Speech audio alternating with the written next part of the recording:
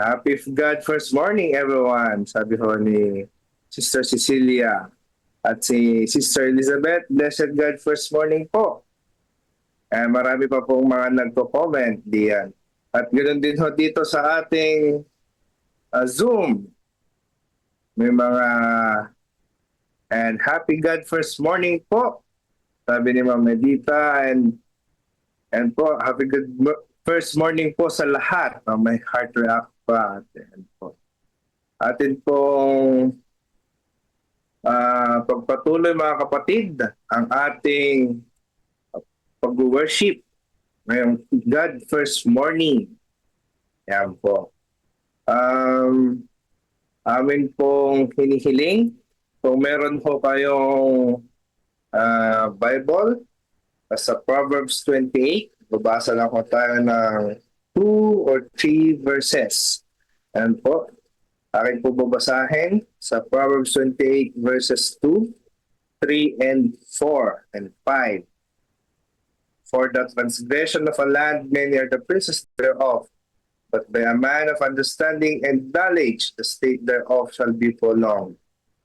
Verse 3, a poor man that oppresseth the poor is like sweeping rain which leaveth no food. Verse 4, they that forsake the law praise the wicked, but such as keep the law contend with them.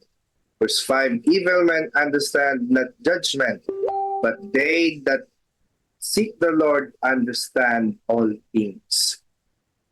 Ayan po. Amin po binabati lahat ng ating mga kapatid nasa Area 1. Para ang pinakamalayo natin ay na teritoryo. Ayun, sa Palanan. And si Brother Pastor Edimar. And po, sa Palanan po, ang pinamalayo po sa atin lahat, sa pinaka-north. Asan po kaya ang pinaka-malayo dito sa south? And wala pang nagpapakita. Wala pang... Ayun.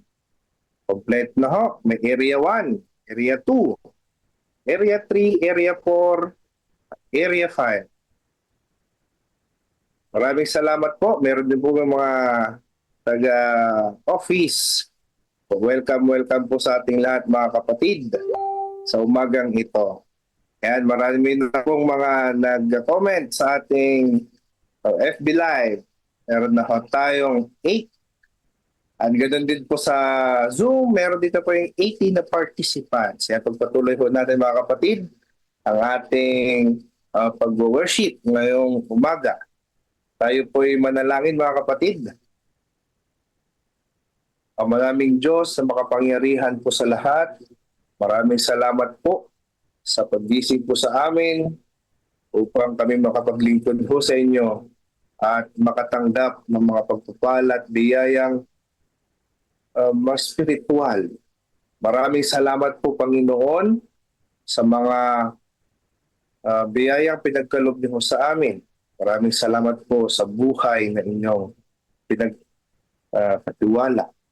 At amin pong i-manage ito na mabuti sapagkat tinuturuan niyo po kami paano maging mga good stewards. Maraming salamat po Panginoon sa biyaya, pagtiwala sa amin at amin pong kain muli ng mga spiritual na bagay. Maraming salamat po Panginoon sa pagdinig ng aming panalangin. Ito po ang aming hiling sa pagtinis na pangalan ng aming Panginoong Jesus. Amen. Hello po. Ganda. Tayo po ay dadapot na po sa ating Bible reading. Pakihanda na po ang inyong Bible mga kapatid. Sino kaya po ang ating pinaka matandang Bible na may hawak? Mga ilan yan po? Pang mga ilang taon? Paki-comment down po sa comment section para makita po natin kung ano po yung pinakamatandang Bible na ating hawak. Pero bago ho yan, tayo po ay mag-Bible reading muna. At pong buklatin, 2 2 Kings chapter 3 po. Si Sister Jinky Miranda po ang ating Bible reader po ngayon umaga. Sister Jinky, nariyan ka na po ba?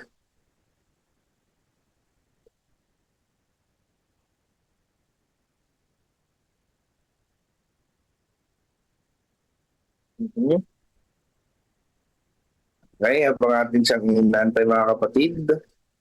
And pwede niyo po i-comment kung ilang taon na po ang inyong hawak na Bible. And pwede po kayo sa FB Live Pastor, nasa Zoom po si Jinky Miranda. Zoom na. Ayan po. Si Sister Jinky, okay po. Pwede na po kayong mag-unmute.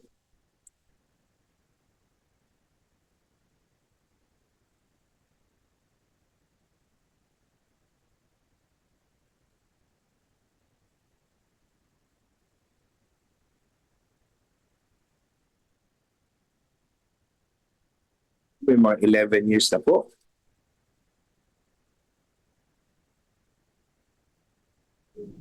Second King, ano po yan?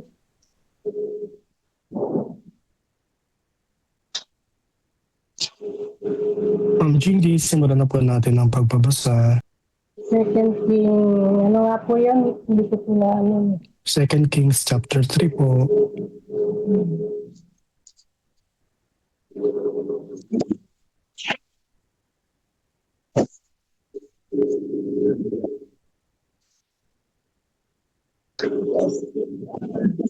Si Joram nga, na anak ni Akhabay, nagpasimulang maghari sa Israel sa Samaria ng kalabaning walang 8 taon ni Yosapat na hari sa Juda at nagharing 12 taon. At siya ay gumawa ng masama sa paningin ng Panginoon, ngunit hindi gawin ng kanyang ama at ng kanyang ina sapagkat kanyang inagis ang haligi ng pinakaalala kay Baal na ginawa ng kanyang ama. Ngayon may lumakip siya sa mga kasalanan ni Jeroboam na anak ni Nabat na pinagkasala niya sa Israel. Hindi niya niwalayan. Si Mesa nga na hari sa Moab ay may mga tupa at siya ay nagbubuwis sa hari sa Israel ng balahibong 100,000 kordero at ng 100,000 lalaking tupa. Ngunit nangyari nang namatay si Akab na ang hari sa Moab ay nagdimagsik laban sa hari sa Israel. At ang haring Joram ay lumabas sa Samaria ng panahon noon at pinusay ang buong Israel. At siya yumaon at nagsugo kay Yosapat na hari sa Juda na nagsasabi, ang hari sa Moab ay nagdimagsik laban sa atin. Yayaon ka ba nakasama ko laban sa Moab upang bumaka. At kanyang sinabi, ako'y aahon. Ako'y gaya mo. Ang aking bayan ay gaya ng iyong bayan. Ang aking mga kabayo ay gaya ng bayan. At kanyang sinabi sa aling daan nagsisiyaon tayo at siya'y sumagot sa daan ng ilang ng Dom. Sa gayoy, yumaon ang hari sa Israel at ang hari sa Juda at ang hari sa Edom. At siya'y nagsiligid ng itong araw na paglalakbay at walang tubig para sa buo sa mga hayop na nagsisipunod sa kanila. At sinabi ng hari sa Israel sa natin sapagkat tinawag ng Panginoon ang tatlong haring ito na magkakasama upang ibigay sa kamay ng Moab. Ngunit sinabi ni Diyos sa wala ba rito isang propeta ng Panginoon upang tayo makapagsisa sa Panginoon sa pamamagitan niya. At isa sa mga lingkod ng hari sa Israel sumagot. Nagsabi, si Eliseo na anak ni Sapat ay nandito na nagbuhos ng tubig sa mga kamay ni Elias. At sinabi ni Diyos, sapat ang salita ng Panginoon ay sumang sa kanya. At sa gayoy binaba siya ng hari sa Israel at si Diyos at Jehoshaphat at ng hari sa Edom. At sinabi ni Eliseo na sa hari sa Israel, anong ipakikialam ko sa iyo? Kumaroon ka sa mga propeta ng iyong ama at sa mga propeta ng at sinabi ng hari sa Israel sa kanya, hindi sapagkat tinawag ng Panginoon ang tatlong haring ito na magkakasama upang ibigay sila sa kamay ng Huwag. At sinabi ni Eliseo, buhay ang Panginoon ng mga hukbo na patayo ako sa harap niya. Tunay na kung wala akong pagtingin sa harap niya, Diyos sapat na hari sa Juda, hindi kita lilingapin ni titingnan man. Ngunit gayon dalhan ninyo ako ng isang manunugtog at nangyari ng ang manunugtog ay tumugtog na ang kamay ng Panginoon ay sumakanya.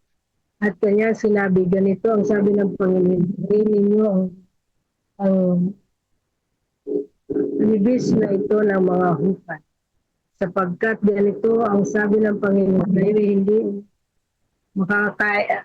makakakita ng hangin, hindi kayo makakakita man ng ulan. Gayon may ang libis na yaon ay mapupuno ng tubig. At kayo iinom, kayo at gayon din ang iyong mga baka at ang iyong mga hayop. At ito isang bagay na magaan sa paningin ng Panginoon. Kaniya rin namang ibibigay ang mga Moabita sa inyong kamay. Ang inyong sasaktan ng bawat at inyong sasaktan ng bawat bayang puputaan at ang bawat piling bayan at inyong ibubuwal ang bawat mabubuting punong kahoy at inyong patitigilin ang lahat ng bukal ng tubig at inyong sisirain ng mga bato ang bawat mabubuting bahagi ng lupain. At nangyari sa kinaumagahan sa may panahon ng paghahandog ng alay na narito umubo ang tubig sa daan ng Eden at ang lupain ay napuno ng tubig.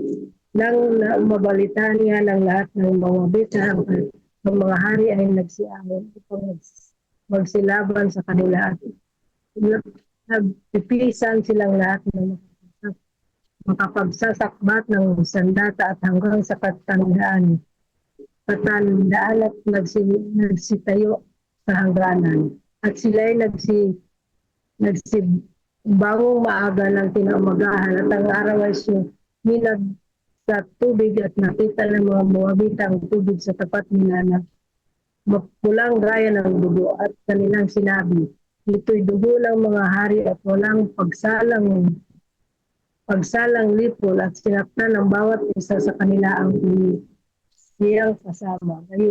Ngayon nga, Moab sa pagsamsama. At nang sila'y dumating sa kampamento ng Israel, ang mga taga-Israel ay nagtindig at sinaktan ang mga Moabita na lupat sila'y tumakas sa harap nila at sila'y nagpatuloy sa lupain na sinasaktan ang mga Moabita.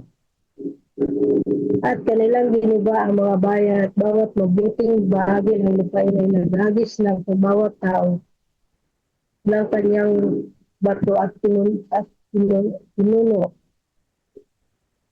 At kanilang pinatigil ang lahat ng bukal ng tubig at ibinuwal ang lahat ng mabubuting punong kahoy hanggang sa Sirarisip halamang. nag, naghiwa ng mga batong niyaon.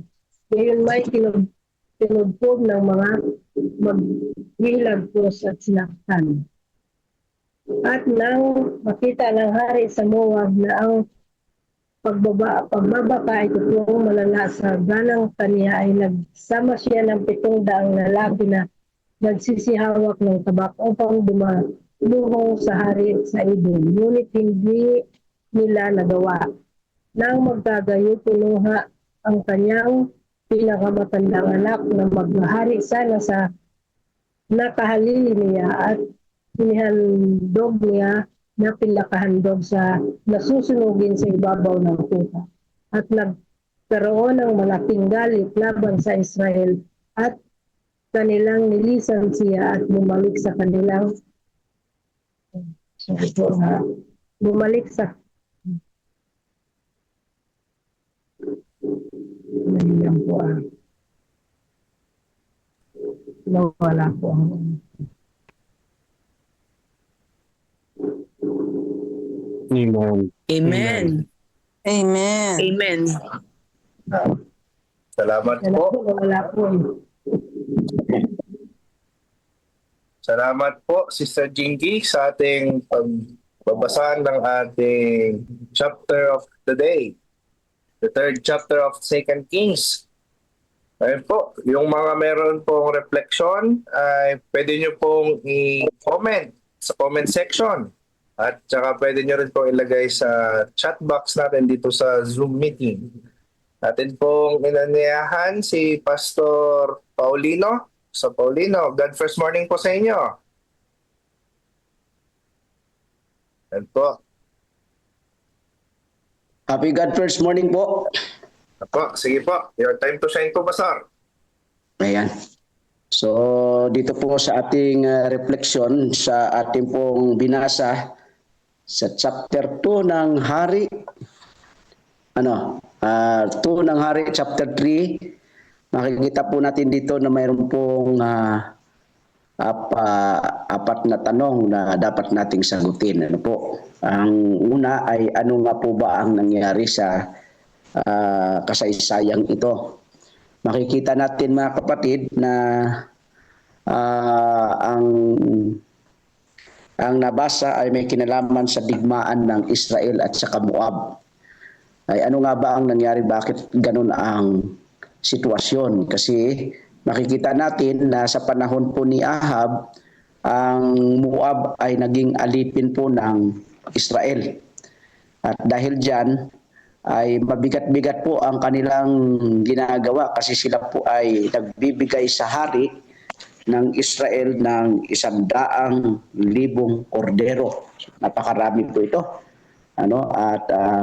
Kumbaga sa kanila mabigat din po ito na sila po ay maghahandog at magbibigay ng kordero sa kaharian ng Israel. Kaya siyempre dahilan sa ito ay naging alipin sila, ay ang kasunod niyan ay nag-aklas itong si Haring Misya na kung saan ay wala na si Haring Ahab, nung mabalitaan wala na si Haring Ahab. At ang kanyang anak na si Jehoram ang siyang naging kapalit. So, umaklas at nakipagdigma. Kung bakit ito nangyari na nakipagdigma siya sapagkat gusto niyang makaalis sa ganitong pagkaalipin. At nang sa ganun ay hindi na rin siya magbigay ng kordero sa hari ng Israel. So kung tayo po ang titingin dito mga kapatid ay siyempre talagang ganun din ang gagawin sana natin, gawin din natin. Yung tayo ay aaklas kasi mahirap din naman na maging alipin tayo lagi. Katulad ng mga sa ating bansang Pilipinas, nung mga nakaraang mga taon na kung saan ay naging alipin din tayo ng banyaga. So mayroong talagang pag-aaklas pagka gusto nating maging malaya. So ganito po ang nangyari dito sa bansang Moab na nag-aklas sila sapagkat gusto rin naman nilang makalaya. Kaya lamang ang ang nangyari, imbis na kung titingnan natin, pwede rin naman siguro itong hindi mangyari na magkaroon ng patayan. Kung nagkaroon ng tinatawag na peace talk, ano? Ay ang nangyari ay sa panahon noon ay talagang dumadaan sila sa digmaan. Sa bagay, nangyari din naman sa atin dito sa bansang Pilipinas na imbis na tayo ay makipag-usap at gawin ang pinakamapayapang paraan para tayo ay hindi maalipin, ay pag-aaklas din ang ginawa ng ating bansang Pilipinas noong mga nakaraang mga taon sa mga banyaga. Ito rin ang nangyari dito sa Moab, ano? Imbis na magkaroon ng kapayapaan ay pag-aaklas sa pamagitan ng labanan ang kanilang ginamit. Kaya lamang ang nakita natin dito, mga kapatid, ay imbis na ang mangyari sa kanila ay manalo, ay hindi po nanalo sila sa laban. Bakit? Sapagkat ang sabi nga dito sa ating pong narinig ay nakipagkasundo ang hari ng Israel sa Judah at saka sa Edom. Mayroon siyang kakampi. At nakita natin na bukod doon sa tatlo na silang kaharian na nagsama-sama, ay nakipagsangguni pa sila doon sa propeta ng Diyos, kay Eliseo. Kaya imbis na manalo sila sa laban, ay hindi sila nanalo sa laban. At natalo po itong Moab. At ang sabi nga diyan ay halos naubo sila, pati yung anak ng hari ng Moab na dapat siya ang maging hari ay nasakripisyo pa para lamang sa nagnanasa ang Moab na manalo sa laban na ito. So kung titingnan po natin ang bagay na ito, mga kapatid, parang ganito rin lang po yan sa ating spiritual na kalagayan. Minsan ay ituturing po natin ang kasalanan ay nanaig po tayo. Nanaig po tayo sa kasalanan. Pero ang kasalanan ay patuloy na kumbaga gusto niyang makaalis doon sa pagkaalipin sapagkat siya po ay talo sa ating kalagayang spiritual. Ngayon ay bandang huli pilit na nabubuhay, pilit na gusto niyang manaig sa ating spiritual na kalagayan. Kung titingnan natin sa kalagayan natin ay mahirap siyang talunin kung tutuusin, kasi ayon dito sa kwentong ito, ang Moab ay maraming sundalo. Pero ang maganda rito, mga kapatid, pinapakita dito na sa ganang atin, hindi natin talaga kaya maging sa hari ng Israel. Hindi niya kaya pagka nag-iisa lang siya. So, mayroon talagang dapat na katulong. So sa atin, makikita natin dito na ipinapakita ng mga talata na kinakailangan din natin ng tulong mula sa Panginoon. Kinakailangan mayroon tayong kakampi para talagang tayo ay manalo sa labang spiritual natin. Para ang kasalanan ay hindi manaig, kailangan natin ng tulong na malakas. Nandyan katulad ng kay Jehoram, siya ay humingi ng tulong sa 2 hari. So isa sa mga pwede nating hinga ng tulong pagdating sa spiritual ay siyempre yung mga malalakas sa spiritual na kalagayan. And then siyempre, huwag kalimutan nating humingi ng tulong sa ating Panginoon. Kasi yun lamang ang makakatulong sa atin ng lubos para manalo tayo sa laban. Kahit tayo ay merong spiritual guardians, kung wala pa rin ang tulong ng Panginoon, ay wala tayong kakayahan na manalo sa laban pagdating sa kasalanan. So sa bagay nito, ipinapahayag sa atin sa chapter 3 ng 2 hari na kinakailangan nating magtagumpay sa laban sa tulong ng ating Panginoon, sapagkat wala tayong pupwedeng malapitan na hinga ng tulong kundi ang ating Panginoon lamang. So ito po yung aking refleksyon pagdating po dito sa chapter 3 ng Ikalawang Hari. Maraming po salamat, Pastor Paulino. Okay po, i-chat nyo lang po yung inyong mga reflection, mga kapatid. At atin pong babasahin po at pipiliin po natin mamaya kung ito po ang ating babasahin. Okay po? Sunod po magre-reflect ay si Pastor David Laveria. Pastor Caberia, nariyan na po ba kayo? Hey, good morning po, Brother Nico. It's your time, Pastor. Yeah. So, good morning. Happy God First morning po sa ating lahat, mga minamahal na mga kapatid. Napagandang kwento po ito, no? Nung aking binasa po ito, mga kapatid, ay very interesting itong kwentong ito, mga kapatid, tungkol kay Jehoram, sa 2 King chapter 3. So, of course, ang nangyari po dito, mga kapatid, ay nung namatay po si Ahab, ang pumalit ho ay si Jehoram, no? At siya po ang naging hari po ng Israel. Ngunit ang kwento, the following verse ay nagsasabi na nag-alsa itong si Moab, no, sa pamumuno ni Mesha, no? At the same time ay tumigil po siya sa kanya pong pagbubuwis. Makita natin dito sa verse 4 na napakalaki ng kanyang pagbubuwis, isa siguro po ito sa reason kung bakit tumigil siya po, mga kapatid. So, ngayon, ang sabi po ng kwento ay si Jehoram, mga kapatid, ay nakipag-alyansa siya, no, kay Jehoshaphat sa hari po ng Edom upang labanan po itong Moab, mga kapatid. So sa verse 9 and 10, makita natin na sa kanila pong paglilibot for almost 7 days, sa kanila pong paglibot, mga kapatid, ay sa gitna ng disyerto, makita natin na walang tubig at nanghina na rin po at the same time ang hukbo.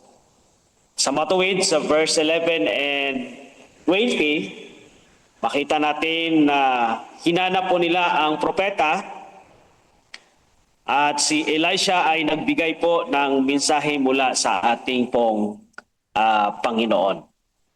Kaya the same time, gumawa din po ang ating Panginoon Diyos ng himala. Nagkaroon po napuno ng tubig ang mga hukay kahit wala pong ulan. At si Moab ay nagkamali doon sa kanya ding interpretasyon, no, sa tubig, at natalo po sila. At panghuli ay inalay po ni Moab yung kanya pong anak, mga kapatid. So bakit po ito nangyari, mga kapatid? Una po, mapansin pa lang natin na ang pinakasentro ng kwentong ito ay sa kay Jehoram, mga kapatid. Kung saan ay si Jehoram sa verse 2, siya ay gumawa ng masama, no, sa paningin po ng ating Panginoon Diyos. Bagaman na sinasabi po dito ng verse na hindi gaya ng kanyang ama at ina, sapagkat inalis ang haligi ni Baal at ginawa ng kanyang ama. So bagaman na umalis po siya doon, mga kapatid, sa kanya pong practices ng kanya pong mga magulang, ngunit hindi niya po iniwan ang lahat ng kasalanan. Parang ang nangyari po dito, mga kapatid, nagkaroon po siya ng half-hearted obedience. No? hindi pa rin po naalis ang lahat ng ng kanyang kasalanan. Sa verse 3, makita natin, gayunmay, kumapit siya sa mga kasalanan ni Jeroboam na anak ni Nebat. So inalis niya ang practices ng kanyang ama, ngunit kumapit pa rin siya. Kumapit pa rin siya po, mga kapatid, sa kasalanan ni Jeroboam po, mga kapatid.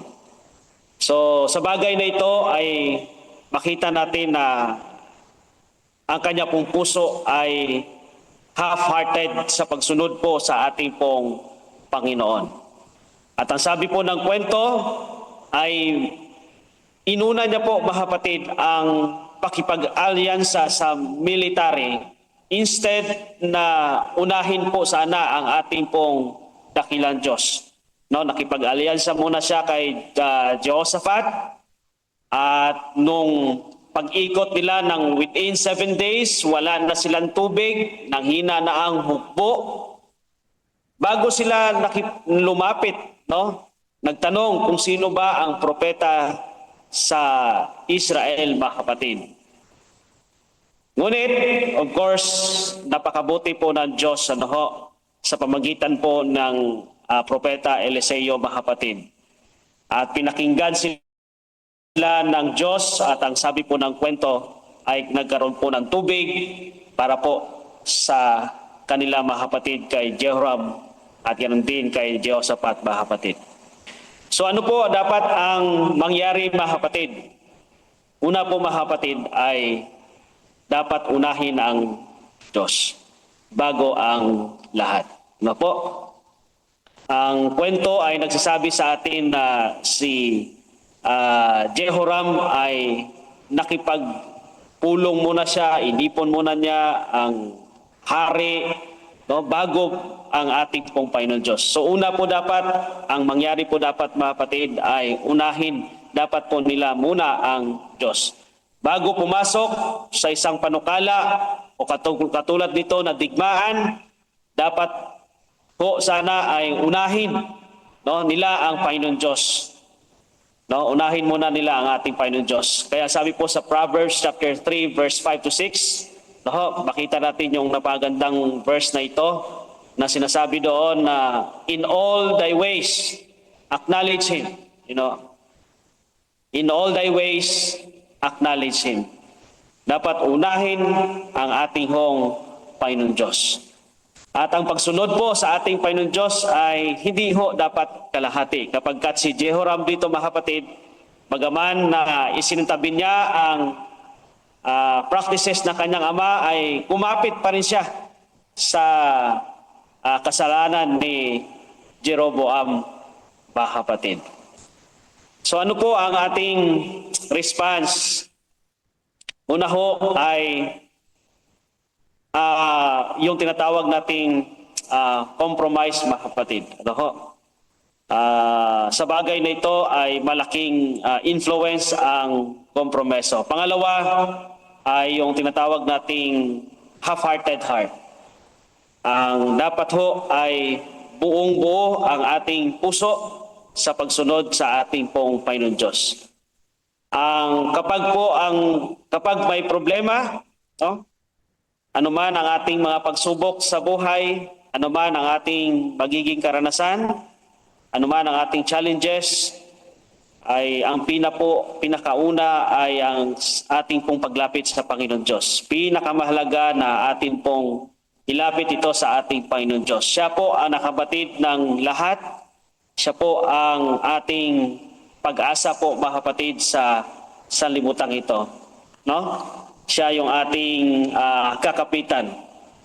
Ang tunay na pagsunod ay hindi po kalahati, kundi ang buo nating pong mga puso, mga kapatid.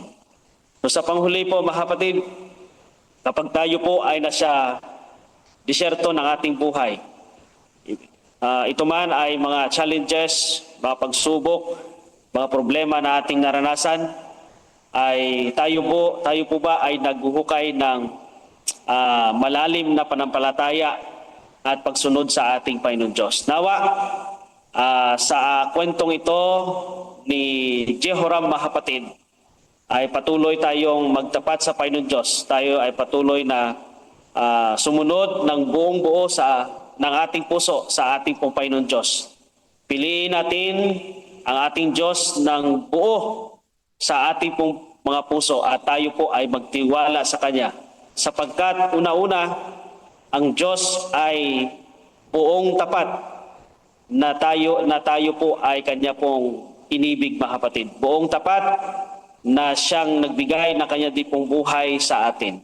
So pagtiwalaan natin siya ng buo sa anuman mga panahon, anuman mangyari, anumang mga challenges sa ating pong buhay mga kapatid. So yun lang po yung aking reflection sa 2 King chapter 3. Patuloy tayong maging tapat sa Panginoon Diyos ng buong buo sa ating buhay, sa ating mga puso. Salamat po, Pastor Peter. Amen po. Time check po tayo. 4:38, alas 4:38 po ng umaga, brought to you by Ministerial Secretary. Salamat po. At atin pong babasahin po, magbigay po tayo ng kaunting refleksyon sa nabasa po. Pagkatapos po sa later part ng ating binasa, ay naghandog sila ng buhay ng isang tao na sinunog ho nila. Sila'y nagkakampi-kampi pero yung kanilang paniniwala ay hindi na ayon sa ating Panginoon. Kaya po sila pa yung napalayas. Ano po? Atin na pong hinihingin si Sister Jinky Miranda para sa ating pong panalangin.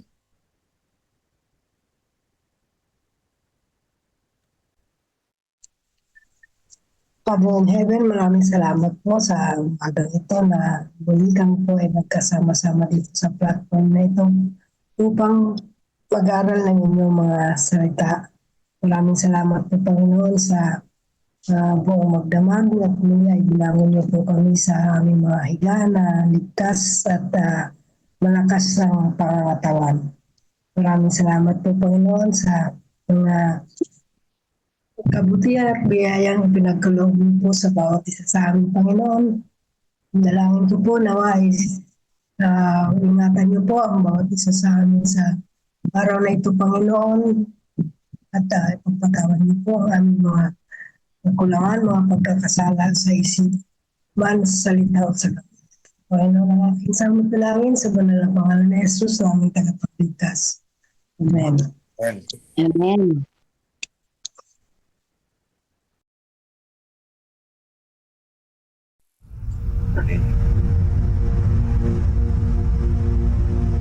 Pagkatapos bumalik ni Jesus sa langit, naiwan sa kanyang mga alagad ang dakilang tungkulin na dalhin ang ebanghelyo sa buong mundo. Puspos ng banal na espiritu, ang mga lalaki at babaeng ito ay buong tapang at kapangyarihan na ipinangaral ang mensaheng kanilang natanggap at abutin ang lahat ng sulok ng mundo. Ngunit hindi ito nangyari nang walang matinding pagtutol. Una mula sa mga Hudyo at pagkatapos mula sa pamahalaang Romano. Maraming Kristiyano ang nanatiling tapat hanggang kamatayan. Tiniis ang pagpapahirap at kahihiyan sa harap ng mga masayang manood sa Circus Maximus at Colosseum sa Roma at sa buong imperyo. Gayunpaman, ang dugo ng mga martir ay naglatag ng daan para lalo pang lumaganap ang ebanghelyo. Pagkalipas ng mga taon ng pag-uusig ng mga emperador ng Roma, isang emperador na nagngangalang Constantine ang nagpahayag ng kanyang pagtalima sa Kristyanismo noong 312 AD. Naging tanyag ang Kristyanismo, ngunit kasabay nito ay pumasok din sa simbahan ang maraming paganong kaugalian at simbolo, lalo na sa Roma. Ang obispo ng Roma ay unti-unting nagkaroon ng higit na kapangyarihan at autoridad at nagsimulang tutulan at usigin ang mga taong kumikilala kay Jesus lamang bilang ulo ng iglesia at tumatanggap sa Biblia lamang bilang pinakamataas na pamantayan ng katotohanan. Upang makatakas sa lumalalang pag-uusig, ang tunay na bayan ng Diyos ay umatras patungo sa mga liblib na lugar ng Europa. Sa hilagang Italia, ang mga Waldenses ay nagtago sa mga kabundukan. Marami ang pinatay ngunit patuloy na nagningning ang liwanag sa kadiliman sapagkat ang Diyos ay nananatiling may kontrol. Siya ay nagbangon ng mga lalaking tulad nina Wycliffe, Hus, Tyndale, Luther, Calvin at Zwingli upang tumindig para sa katotohanan. Ipinaglaban nila ang Biblia lamang, pananampalataya lamang at si Kristo lamang. Noong 1798, sa katuparan ng propesiya sa aklat ni Daniel, ang kapangyarihang panrelihiyon at pangpolitika ng simbahang Romano ay pansamantalang nabawasan nang alisin ni General Berthier si Pope Pius VI sa kanyang trono. Kasunod nito, nagkaroon ng malaking pagkagising sa interes tungkol sa mga propesiya ni Daniel at marami ang naniwalang malapit nang bumalik si Jesus. Sa Estados Unidos, pinangunahan ng Baptist preacher na si William Miller kasamang daang-daang ibang tagapangaral ang pagtuturo tungkol sa pagbabalik ni Kristo noong 1844. Subalit nang hindi bumalik si Jesus noong 1844, masusing pag-aaral ng Biblia ang nagbigay liwanag sa isang maliit na grupo na ang ministeryo ni Kristo sa makalangit na santuaryo ang dahilan ng kanilang matinding kabiguan. Natuklasan nila sa Biblia na ang ikapitong araw ay Sabat na itinalaga ni Jesus para sa kanyang bayan. Unti-unti nilang naumawaan na ang kanilang misyon ay ipangaral ang mensahe ng tatlong anghel sa Apokalipsis 14. Bilang mga Seventh-day Adventist, ang layunin nila ay ipangaral ng may kapangyarihan ang walang hanggang ebanghelyo at ihanda ang mundo sa pagbabalik ni Kristo. Mahigit sa 160 years na ang lumipas, mga taong dumaan sa dalawang World War, maraming kampanyang militar, mga krisis sa ekonomiya, ang pagtaas ng ateismo at sekularismo at pagdami ng populasyon ng mundo. Dumami rin ang mga natural na kalamidad na pabalik-balik at lumalala. Sa panahong ito, ang misyon at mensahe ng iglesia ay mas may kabuluhan at mas agaran kaysa dati. Si Jesus ay malapit nang dumating at ang mundo ay dapat na maihanda. Maghanda sa pagsalubong sa Diyos.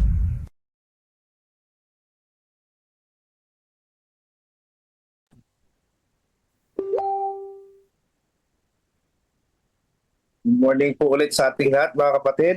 Time check po tayo, 4:45 in the morning. Meron na ho tayong 182 participants dito sa Zoom. At sa ating FB Live ay meron po tayong 23. Opo, atin na pong babasahin ng ating Jesus Wins reading and reflection po ni Brother Leonard Pigino.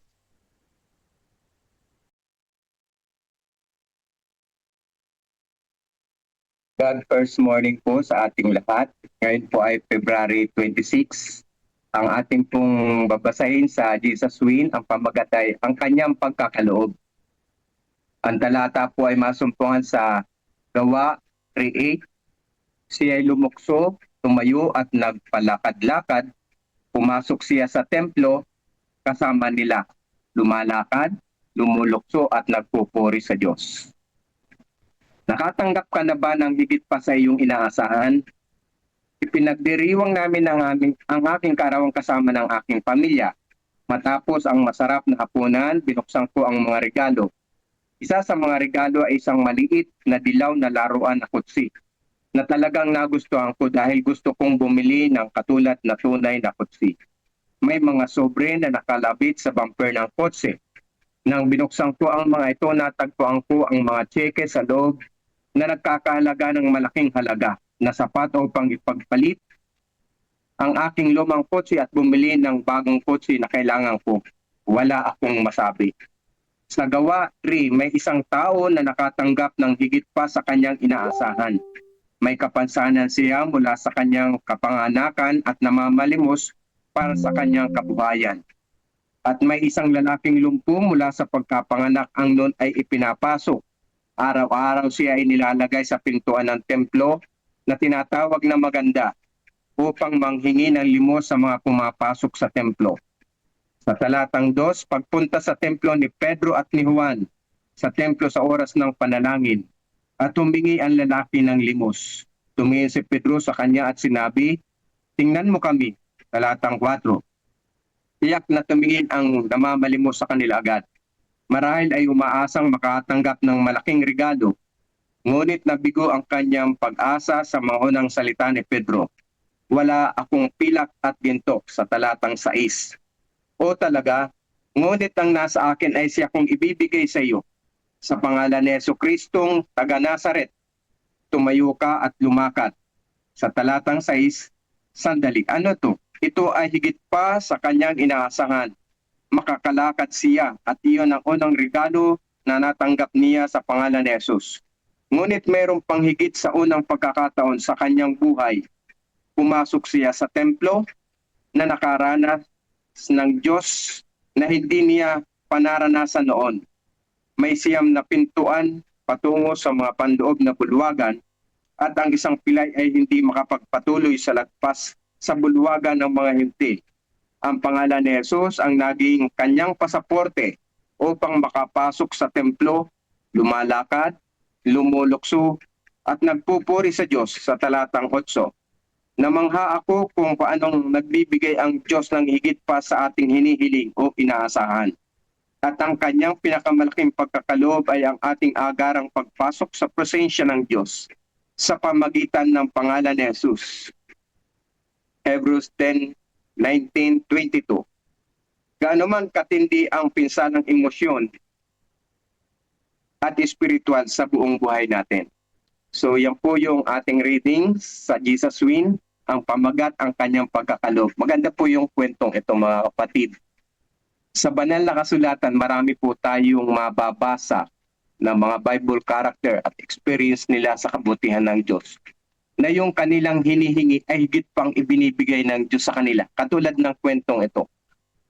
Gaano man lamang yung baryang limos na ibibigay dun sa lalaking lumpo, katumbas ng ibinigay ni Pedro at ni Juan na higit kaysa kanyang hinihingi, ang kagalingan at yung pagkakataon na siya ay makapagpuri, pumasok sa templo at sumamba sa Diyos.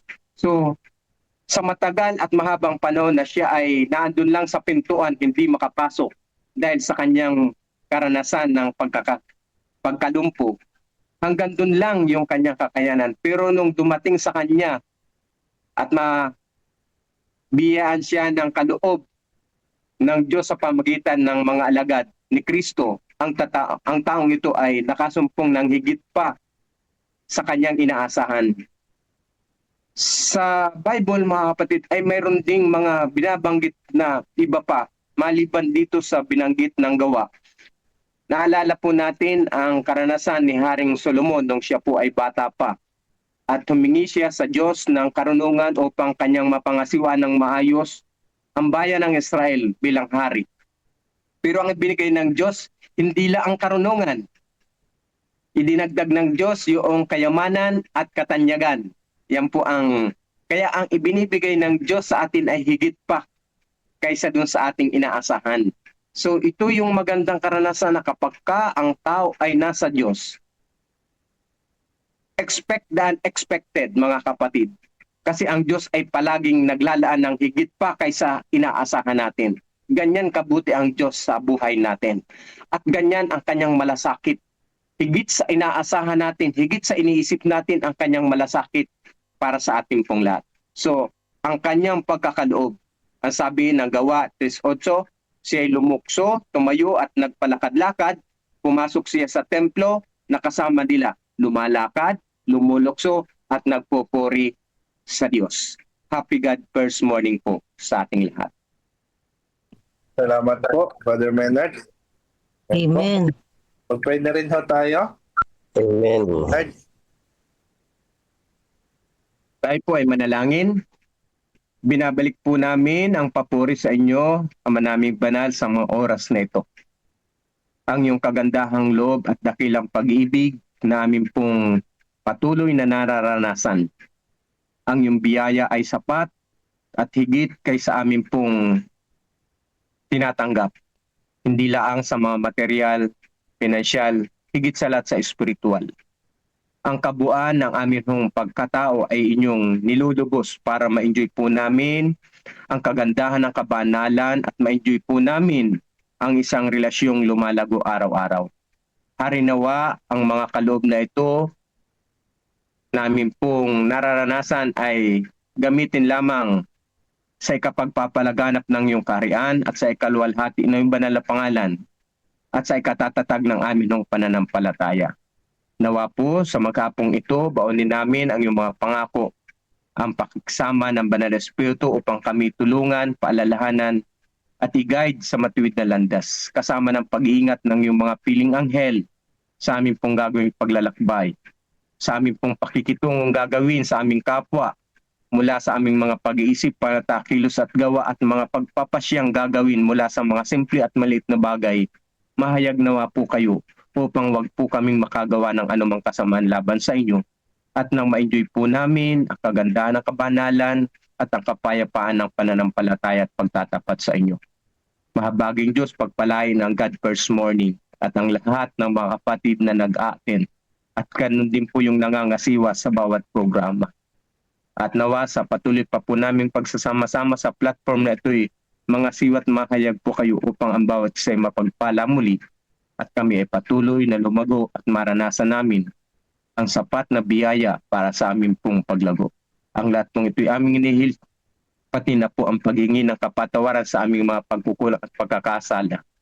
Linisin nawa po kami sa aming karamihan. Mamuhay nawa po kami sang ayon sa banal na kalooban at patuloy kami gamiting pagpapala sa aming kapwa at liwanag sa sanlibutan. Ang lahat pong ito'y aming dalangin, pinasasalamatan sa pangalan ng aming Panginoong Hesus. Amen. Amen.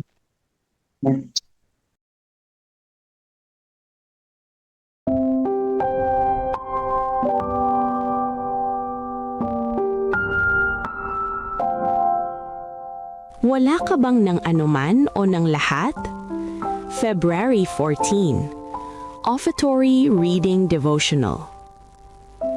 Tiyak ko na itinanong ng mga alagad kay Jesus, "Sigurado ka ba, Panginoon? Talaga bang gusto mong lumabas kami ng walang dala? Walang ginto o pilak? Kahit mga barya? Walang bag at walang ekstrang damit? Ano, kahit isang pares ng sandalyas ay wala?" Sumagot si Jesus, "Oo, basta't humayo kayo. Pagalingin ang mga may sakit, linisin ang mga ketongin, buhayin ang mga patay, palayasin ang mga demonyo." Sa Mateo, mababasa natin ang kanyang sariling salaysay bilang saksi sa mahirap na utos na ito mula kay Kristo. Sinangkapan ni Jesus ang mga alagad ng isang bagay na marahil ay mailalarawan bilang wala at lahat. Wala silang dapat dalhin, ngunit sa pagtitiwala kay Jesus ay mayroon silang lahat. Tinatawag ito ng Biblia na pananampalataya. Pagkaraan ng ilang taon, sina Pedro at Juan, na puspos ng banal na espiritu, ay naglalakad patungo sa templo nang humingi ng ilang barya ang isang lalaking pilay. Ang tugon ni Pedro, kahit na walang pera sa kanyang pitaka, ay nagpapakita ng kanyang pananampalataya at pagtitiwala sa Diyos. Sinabi ni Pedro, "Wala akong pilak at ginto, ngulit ang nasa akin ay siya kong ibinibigay sa iyo. Sa pangalan ni Jesucristong taga Nazaret, tumayo ka at lumakad." Tumalon ang lalaki at lumukso-lukso na nagpupuri sa Diyos. Anong himala? Sa kasaganaan ng ika-21 siglo, hindi na natin masasabi ng tapat, "Pilak at ginto ay wala ako," dahil mayroon tayong pera. Gayunpaman, ngayon, nahihirapan tayong sabihing, "Sa pangalan ni Jesucristo ng Nazaret, tumindig ka at lumakad." Ninakaw na ba ng ating pananalapi ang ating pananampalataya? Ang pitaka ni Pedro ay puno ng wala at lahat at ginamit niya ito upang bumili ng isang himala. Amen. Panawagan. Sa pagbabalik natin ngayon ng 10% ng Diyos bilang ikapo at pagbibigay ng ating mga handog, hilingin natin sa Diyos na putulin Ngayon ang po, mga bigyan na po talikala ng natin ang anumang panahon naglilimita sa ating pananampalataya. tagapagsalita. Manalangin Pastor tayo Claro na tulungan Vicente. tayo ng Pastor, Diyos inyo na pong na panahon maranasan at ang first makapangyarihang gawa na kaya niya at gustong gawin, puno man o walang laman ang ating pitaka.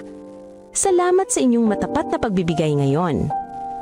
Sa pagbabalik natin ng ating mga ikapo at pangakong handog, ay ilagay natin sa huli ang ating mga hangarin at unahin ng Diyos.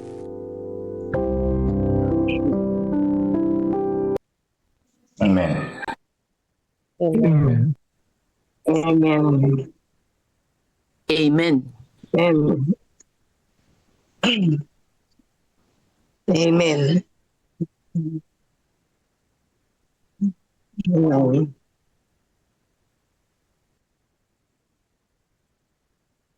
Amen.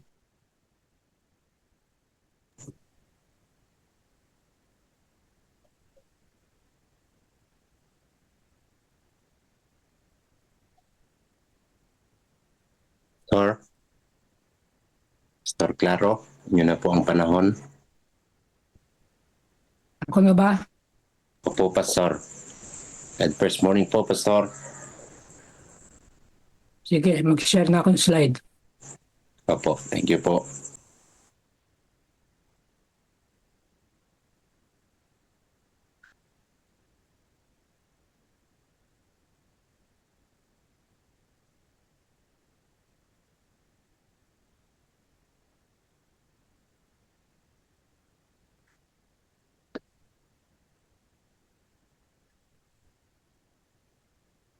O magpasalamat tayo sa Panginoon sapagkat siya'y mabuti, sapagkat ang kanyang tapat na pag-ibig ay nananatili magpakailanman.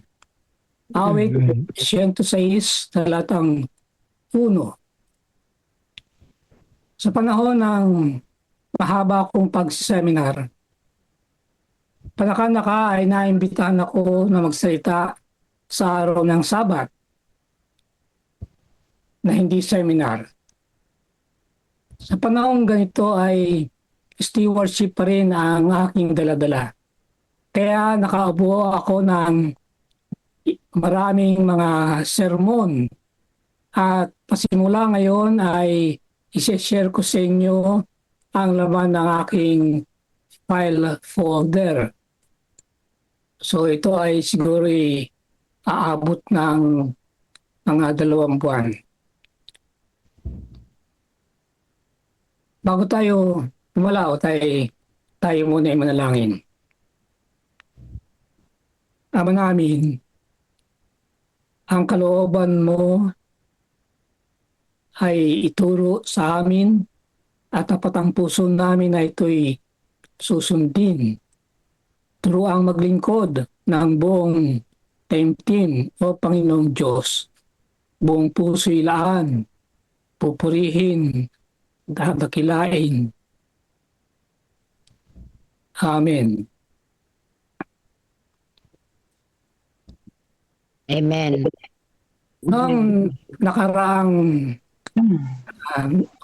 Huwebes ay sinabi natin na malawak ang ibig sabihin ng pagiging katiwala. Itong leksyon ngayong linggong ito ay nabanggit ito sa page 105. Kaya gusto kong i-share sa inyo bilang pagpapatibay noong ating tinalakay nung nakaraan na malawak ang sakop ng pagiging katiwala. Ang salitang Grego na ginamit ni Pablo sa Colosas 1:25 na karaniwang sinasaling na pagiging katiwala ay oikonomiya. Ginagamit ito sa limitadong kaisipan dito sa leksyon. Ibig sabihin, tumutukoy ito sa paraan ng Diyos sa pagsasayos ng mga bagay-bagay. Kasama rito ang pagiging apostol ni Pablo. Ngunit sa mas malawak na kaisipan, kasama rito ang lahat ng probisyon na ginawa ng Diyos para sa panukala ng kaligtasan. So malinaw na marami tayong dapat maunawaan sa pinag-aralan ang pagiging katiwala, hindi lang tungkol sa mga prinsipyo ng pagbibigay na sumasakop sa ikaput handog. Ang unang paksa sa aking folder, madadala mo ito. Madalas nating naririnig na wala kang madadala pagka ikaw ay namatay. At yan ay totoo naman. Ngunit malinaw din ang banal na kasulatan na mag-impok tayo sa langit. Yun ang paano mangyayari yun. Ayan ay ating titignan. Ang ating talata ay masumpungan sa Lucas 12 at sa inyong screen ay mula sa New Living Translation. Ang bukiri ng isang mayaman ay umaani ng sagana. Sa katunayan ay umaapaw ang kanyang mga kamalig. Kaya't sinabi niya, alam ko na, gigibayin ko ang aking mga kamalig at magtatayo ng mas malaki. May sapat nang mapag-iimbakan ako ng lahat at ako'y mauupo at sasabihin sa sarili, kaibigan, ikaw ay sapat na ang naitabi para sa mga taong darating. Relax ka na lang, kumain, uminom, at magpakaligaya. Ngunit sinabi sa kanya ng Diyos, ikaw nahangal, mamamatay ka ngayong gabi. At sino ang kukuha ng lahat na ito? Oo, hangal ang taong nag-iimbak ng yaman sa lupa, ngunit walang mahalagang relasyon sa Diyos. Anumang kayamanang meron tayo, pag-aari, talento, posisyon, ay walang masyadong halaga kung wala kang mayamang relasyon sa Diyos. Ano ang susing katanungan? Sino ang magmamay-ari ng lahat ng iyong hinanda?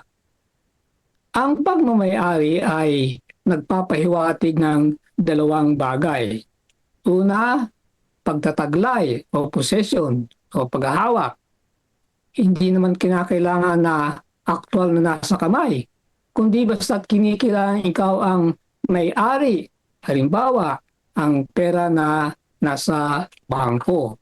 Hindi mo hawak yan, pero kinikilala na ikaw ang may-ari. Ang ikalawa ay pamamahala, control. Meron kang kapasyahan sa mga bagay na ito, gaya ng paggamit dito sa anumang parang legal na gusto mo. So yan ang dalawa. Isa man dyan ang wala ay wala kang pag-aari. Ang pagkilala ng pag-aari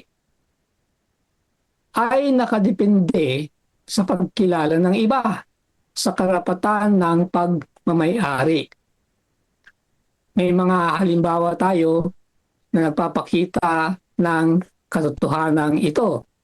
Ang una ay mga nanalakay na army na di tumatanggap ng pagmamay-ari ng iba. Kitang-kita ito ng panahon ng Hapon. Marami sa inyo ang di nakaranas niyan. Ako ay hindi ko rin naranasan. Bagamat ako ay ipinanganak ng Liberation 1945. Ngunit kita ko ang epekto na ako'y lumalaki na ng gera. Makikita rin ito sa mga digmaan sa Biblia. Sa Biblia, Kapitulo 30, sa Bilang, Kapitulo 31, 9 hanggang 11, ay sinasabi ron, at binihag ng mga anak ng Israel ang babae na sa Midian at ang kanilang mga bata, ang lahat ng kanilang hayop at mga kawan, lahat ng kanilang ari-arian, kanilang sinamsam. kanilang dinala ang lahat ng kanilang nakuha at ang lahat ng kanilang nasamsam, maging tao at hayop. So ito ang unang hindi pagkilala ng pag-aari. Ikalawa, ang mga magnanakaw ay hindi kumikilala ng pag-aari. Basta na lang yan kukunin. No? Pagnanakaw. Ano ang dahilan? At sa Malakias 3:8 ay sinabi ng Diyos, nanakawan ba ng tao ang Diyos? Gayon may ninanakawan ninyo ako.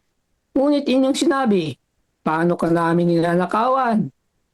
Sa mga ikasamput bahagi at handog. Bakit ganon? Kanino ba kasi ang ikapu at handog? Minsan, ang focus lang ay ikapu, walang handog. Meron ding nagahandog lang, walang ikapu. Ang issue sa talatang ito ay pagmamayari ng Diyos. Hindi kinikilala, kaya ang tanong ay nanakawan ba ng tao ang Diyos? So yan ang pagnanakaw. Ang ikatlo, ang mga gobyerno ay maaaring mag-alis, mag-ilit, sumamsam. Yan ay kanyang kapangyarihan. Hindi kikilanin ng gobyerno ang pag-aari ng mamayan sa mga piling mga sitwasyon. Unang-una, yung tinatawag na zero tolerance, walang pagpapahintulot, hindi kinikilala ang pagmamayari ng anumang pag-aaring ginamit sa paggawa, pagdadala o pagtitinda ng pinagbabawal na gamot o droga. Lahat ng mga sasakyan, mga bahay, anuman na sangkot sa bagay nito ay kukunin ng gobyerno. Ang gobyerno ay maaaring ring pigilin ang mga ari-arian. Ang hukuman ay maaaring mag-utos na ang mga ari-arian ay hindi may pagbibili ng may-ari. Ang pera hindi mawi-withdraw mula sa bangko. Ang tawag diyan ay frozen assets. At yan ang katayuan ng iba pang mga pag-aari ng mga Marcos, sapagkat hanggang ngayon ay napakarami pa rin kaso na unti-unti nilang pinapanalunan, pero lahat ng mga itinapong kaso sa kanila na patuloy pa rin nasa korte. Ang mga perang kasangkot dyan ay frozen. Yan ang kapangyarihan ng gobyerno. Ang ikalawang kapangyarihan ng gobyerno ay ang common good o ikabubuti ng lahat. Anumang pag-aari na pakikinabangan ng mas nakararami ay kinakailangang isuko. Tawag dyan ay eminent domain o kapangyarihan ng gobyerno na kunin ang mga pribadong ari-arian upang magamit ito sa kapakanang pagmadla, matapos siyempre na bibigyan ng karampatang kabayaran. Kaya lang ang may-ari ay hindi niya masasabi kung ano yung presyo. Hindi. Tatasahin ng gobyerno ang halaga at yun ang babayad. Nangyari sa amin yan bago magkadigma. Ang aking mga magulang ay nakabili ng isang lote ngayon ng bahay. Ngunit nung yung katabing kalsada ay pinalawak, pinalaki, ay tinamaan yung bahay at lupa. Kaya binayaran ng aking mga magulang at nakabili sila ng property na malapit din doon. No? Yan. At ganyan ang naranasan ng build sa panahon ng Presidente Rodrigo Duterte. At pag nagpapalaki ng mga kalsada, mga superhighway, at pag nadaanan ay kinukuha yan. Yan ang kapangyarihan ng gobyerno. Ika-4, ang kamatayan ay nagdadala na sa pagmamayari ng isang biglang di maiiwasang katapusan. Bago namatay siya Alexander the Great, ito ay sa mga legend na kwento, ay meron siyang 3 tagubilin sa kanyang 4 na general. Una, ang mga magpapasan ng kanyang kabaong ay ang pinakamagagaling na doktor. Ikalawa, ang mga kayamanang naipon, mga nasamsam sa gera, pera, ginto, mga mamahaling bato at iba pa, ay ikakalat sa daang patungo sa kanyang libingan. Ikatlo, ang kanyang mga kamay ay malayang nakalawit sa labas ng kabaong para makita ng lahat. Bakit? Tanong ng kanyang mga general, lalo na yung ikatlo na kahilingan niya. Ang paliwanag niya ay upang makita ng tao na wala akong daladala sa aking libingan. Ang pagmamayari sa lupang ito'y may kondisyon o pasubali, kahiman itong 4 na ating katatalakay lamang. Ang susing katotohanan, mayaman, ngunit hangal. Merong nag-comment nung matapos kong isermon ito. Sabi niya, Pastor, hindi baling hangal, basta't mayaman. Nakakatawa, Pero, bakit ka makukontento sa ganong kalagayan, yung pagiging hangal, kung maaari ka namang maging mayaman at matalino pa rin, gaya ni Abraham, ni Job?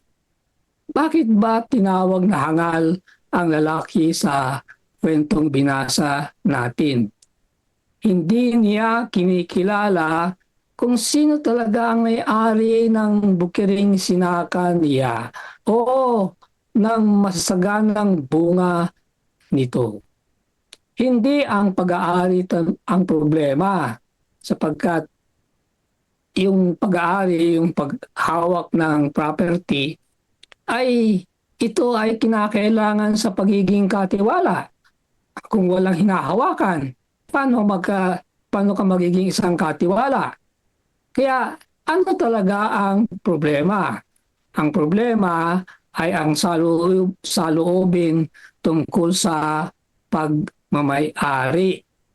At nakita natin yan noong nakaraan.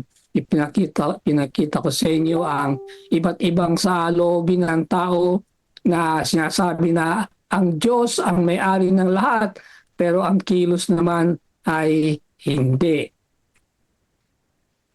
Kung itinuturing ng tao na siya ang may-ari, kung gayon, siya ay magiging ang pangwakas na talunan.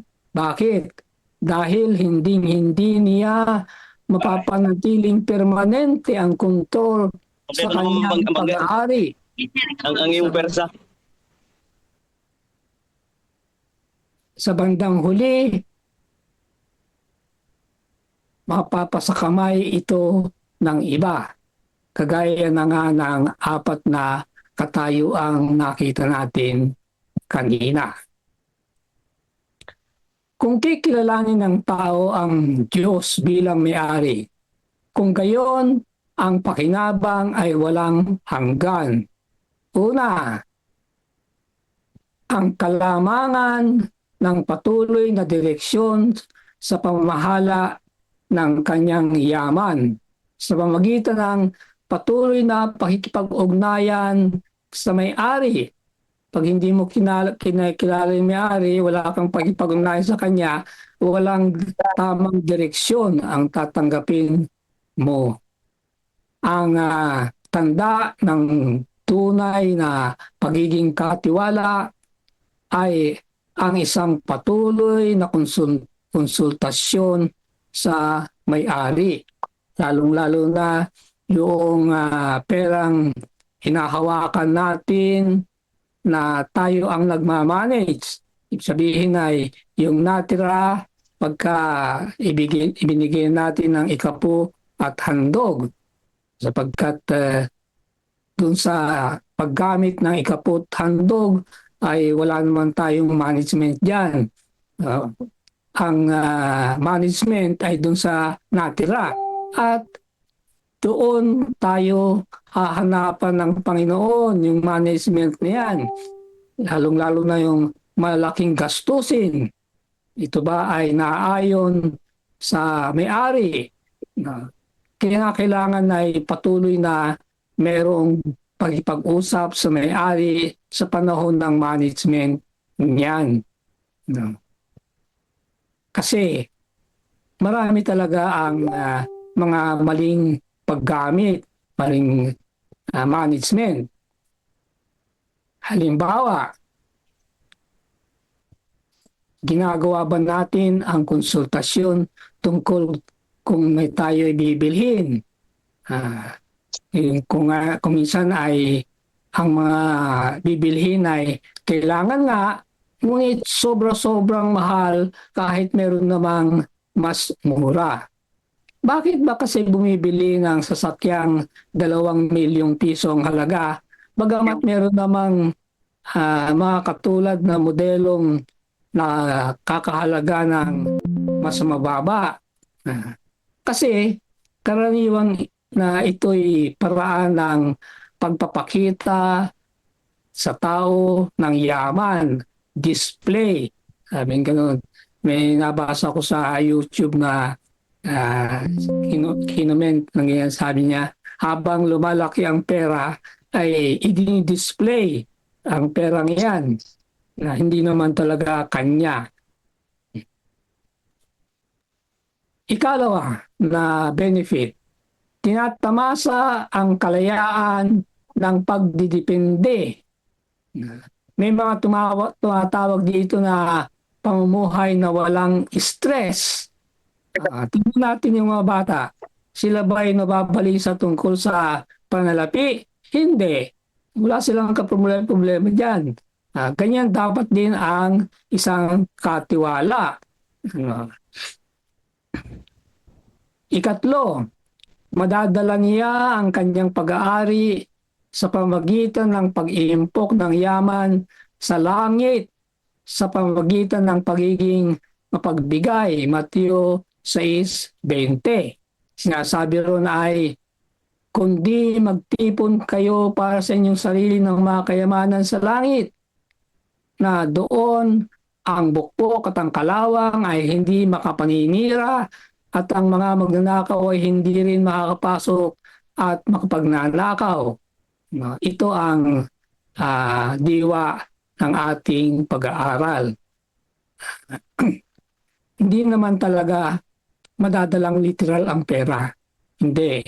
Kundi pagtama ang paggastos ng panalapi dito sa lupa na nanaayon sa may-ari, lalong-lalo na pag ginagamit sa pagsulong ng kanyang gawain sa lupa, ito ay itinuturing na mga espiritual ng paggamit ng mga material na bagay at itinuturing ito na pag-iimpok ng yaman sa langit.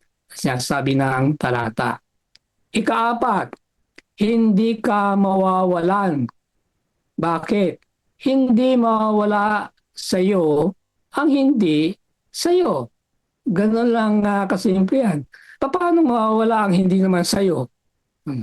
Halimbawa, meron kang 1,000 piso sa wallet mo, hinold up ka, kinuha ang 1,000 piso. Sinong nawalan? Ikaw ba? Kanino ba 1,000 piso na yon? Hindi ba katiwala ka lang ng 1,000? Yan. Yun ang ibig sabihin yan. Winasak ng bagyo ang bahay na tinayo mo. Sino ang nasiraan ng bahay? Ikaw? Hindi ba katiwala ka lamang sa bahay na yon? Sinasabi natin madalas na tayo ay mga katiwala lamang at ang Diyos ang may-ari. Pero sa totoong practice ay hindi. No. Hindi nagtagal nang lumipat ako sa union mula sa Philippine Publishing House. Nagtrabaho ako sa Philippine Publishing House ng 6 na taon. Noong 1985 ay tinawag ako sa union. Pagpasok ko sa union, nakita ko nung tesorero na kilala ko sapagkat dati siyang tesorero sa PPS. Sabi niya, meron ka na bang sasakyan? Wala pa po. Sabi ko, bumili ka na. Aba, pag sinabi ng tesorero na bumili ka ng sasakyan, bumili ka na sapagkat may pribilehiyo ka pagka ganun na bibigyan ng ayuda, mga panggasolina, ganyan. Wala naman akong kapera-pera pa noon, no? Bago pa akong manggagawa. Nabalitaan ko na pinagbibili ng associate editor ng PPS ang kanyang Beetle sa halagang 21,000. Pa-Amerika kasi sila. Sabi ko sa misis niya, pakisabi kay Livni na akong bibili ng kotse. Presyong kaibigan, walang tawaran. Sabi ko gano'n. Nung kinausap ko siya ay ibinigay sa akin sa halagang 12,000. Wala man akong pera. Kaya umutang kami sa nanay ko ng 6,000 at sa auntie ni Mrs. Vicente na 6,000. Marami ang pangangailangan ng may sasakyan, lalo na pang-pitong may-ari ako. May mga repair, pagpapalit ng mga parts, gaya ng gulong, gasolina, pagrehistro, insurance. Ngunit kahit kailan ay hindi ako nabahala sa mga ito. Lalo na sa pagtaas ng gasolina. Bakit? Driver lang ako eh. Hindi talaga ako ang may-ari. Pag nasira ang sasakyan, anong gagawin ng driver? Dahil sasabihin sa may-ari. Tapos ay dalhin sa talyer. Hindi rin ako nagkakarga ng gasolina ng paunti-unti. Laging full tank. Kinikilala ko kasi ang tunay na may-ari. At bilang pagpapalaga sa aking panampalatayang ito, hindi ako binibigo ng tunay na may-ari. Maaaring mawala sa kanya ang pananagutan ng pagiging katiwala ng mga ito, ngunit hindi ang mga bagay mismo. Kung ano man ang mawawala na pinahawak sa atin ng Panginoon, ay hindi nawawala ang ating pagiging katiwala. Nawawala lang yung responsibility natin dun sa nawala. Nawala na hindi naman na dahilan sa atin ng pagpapabaya katulad ng nanakaw. Yan. Tumitigil lang ang responsibility natin dun sa pera o gamit na nawala. Ganon din ang pananaw naming mag-asawa sa inutang na pera sa amin. Kapag ka nagpahiram ng pera, itong maaaring hindi na pabalik. Yan ang aming karanasang mag-asawa. Maraming mga umutang, hindi na nagbayad. Kung hindi tinupad ng pangakong magbayad, mananagot ang umutang sa tunay na may-ari. Hindi naman nangangahulugang madali kami magpahiram ng pera, lalo na kung malaking halaga.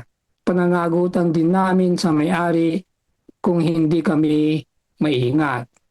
Ang totoo niyan, marami kaming pinahiram na hindi na bumalik. Mayroong isang LE na malaki ang delivery niya. Kailangan ng 50,000. Wala naman ko niyan. Pero lumapit ako gusto ko kasi matulungan. Lumapit ako sa aking nanay, sinabi ko ang problema, nagbigay siya ng 50,000. Biglang nagkasakit ang misis ng kulpultor at yung 50,000 na nauwi sa ospital. Kaya ang nangyari, hinulog-hulugan ko kay nanay yung 50,000. Hindi ba yun papalitan ng tunay na may-ari? Papalitan yun ang aking karasan. Higit pa nga ang kapalit. Tayo pinagpala ng material na pag-aari sa 3 pangunahing dahilan. Una, panustos sa sarili at pamilya. Alam ng Diyos na may pangangailangan tayo, gaya ng pagkain, panamit, tirahan. Sa ibang salita, bilang katuparan ng pangako ng Diyos na ang lahat ng pangangailangan natin ay bibigay niya. Hindi ba? Sabi ng Biblia sa Mateo 6:25 at 33, sinasabi ko sa inyo, huwag kayong mabalisa sa inyong buhay, kung ano ang inyong kakanin, kung ano ang inyong iinumin, kahit sa inyong katawan, kung ano ang inyong isusuot. Ngunit hanapin muna ninyo ang kanyang kaharian at ang kanyang katwiran, at lahat ng mga bagay na ito ay pawang idinaragdag sa inyo. Hindi ba napakalinaw na pangako niyan? At ang Diyos ay tapat. Yan ay naranasan naming mag-asawa niyan. Ako ay naging ministerial intern sa Central Luzon Mission Mayo 1, 1971. Pagkatapos na graduate ako sa PUC Abril 25 ng taong din yun. Noong 1973 ay binigyan ako ng advanced internship. Ang ibig sabihin niyan ay babalik ako sa school na scholar. Yan, habang patuloy pa rin ang sweldo. So balik ko sa PUC. 18 months yan na pag-aaral. Samantala ako yung nag-aaral, ay binigyan ko ng 2 church na alagaan, Arcilla Center at ang Chinese Church. Hindi, pag Miyerkules, Biyernes at Sabado na doon kami. Isang Miyerkules, galing kami sa Arcillas, naghihintay kami ng sasakyan papuntang monumento sapagkat nakatira kami sa Paysa. Merong mga nakaparadang jeep, hindi ko alam yung makolorong pala yun. Ang busay napakatagal. Kaya sumakay kami doon. At na-aksidente yung jeep na yan. Naming sasakyan. Nagkamalay ako sa isang maliit na hospital. Doon kami dinala. At tapos ay inilipat kami sa Manila Sanitarium. Sa unang linggo, ang aking misis ay coma. Ikalawang linggo, comatose. 1 buwan siya sa Manila Sanitarium na hindi nagsasalita. Nung mga panahon yun, pagka ikay na hospital, ang share mo sa bayad sa hospital ay 25%. Hindi katulad ngayon na 10% lang. Siyempre, babayaran ng Central Luzon yung hospital at ibabawas sa sweldo ko yung aking 25% na share para maintindihan ninyo ang financial situation namin noon.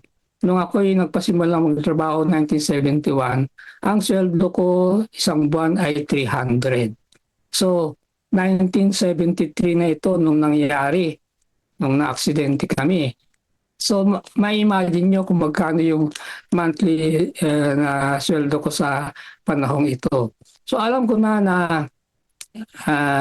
ibabawas yan. Kaya nung ako'y nag-report sa mission, sabi nung treasurer, Brother Vicente, magkano gusto mong ibawas sa sweldo mo buwan-buwan para sa pagbabayad ng share mo na 25%? Napakabuti itong treasurer nito, kahaniwan, ikakaltas lahat yan. No? Pero sabi niyo siguro kawawa naman ito, batang worker paano? So ako'y, alam ko nang tatanungin ako yan, nagkwenta na ako. Sabi ko sa kanya, Pastor, ibawas po ninyo lahat ng sweldo ko. Kasi kung paunti-unti yan, ako, gaano karaming taon yan na yun nasa isip ko. Ang sabi niya sa akin, paano kayo mabubuhay? Yun ang tanong, paano kayo mabubuhay? Ikwento ko ito kay Mrs. Vicente na yung sinabi nung tesorero. Ang sabi ni Mrs. Vicente, hindi nga tayo pinayagang mamatay ng Panginoon sa aksidente. Papaintulo niya tayo mamatay sa gutom? Hindi. Wala akong sapat na oras na ikwento sa inyo kung paano kami nabuhay hanggang sa makapagsweldo na ako ulit. Di ko malilimutan yan. December na, nung buwan ng December, nung nabayaran ng buong buo yung aking 25%. Magsesweldo na ako at ang sineldo ko ay 25 pesos. Ngunit bunga ng katapatan ng Diyos sa amin, magmula noon ay wala nang kaming kaduda-duda sa katapatan ng Panginoon sa kanyang pangako na ang lahat ng pangangailangan ay ipagkakaloob kung uunahin siya at ang kanyang katwiran. Ikalawa, bilang pagsubok, ito ang dahilan na tayo ay pinagkakalooban. Hindi natin dapat kalilimutan na inilagay tayo sa pagsubok sa mundong ito upang malaman kung nababagay tayo sa buhay na hinaharap. Walang makakapasok sa langit na ang karakter ay nababahiran ng nakadidiring batik ng pagkamakasarili. Kaya nga, ang buhay natin bilang kakatiwala ay subukan. Papasakaya tayo, ang buhay kaya natin ngayon ay babagay para sa buhay na walang hanggan. Kaya sinusubukan tayo rito ng Diyos sa pamagitan ng pagbibigay sa atin ng pansamantalang pag-aari upang ang paggamit natin ng mga ito'y magpapakita kung pwede tayong pagkatiwalaan ng yamang walang hanggan. Ikatlo na dahilan, bilang kinatawan ng langit. Kapag ang mga Kristiyano ay kontrolado ng mga prinsipyo ng kalangitan, magbibigay ang isang kamay habang tumatanggap ang ibang kamay. Ito lang ang makatwiran at mabuting katayuang hinahawakan ng isang Kristiyano habang kumikita at humahawak ng pera. Karamihan ng ating mga negosyante ay hindi nauunawaan ang katotohanan ito tungkol sa pagiging katiwala. Habang lumalaki ang negosyo, lumalaki rin ang gastos.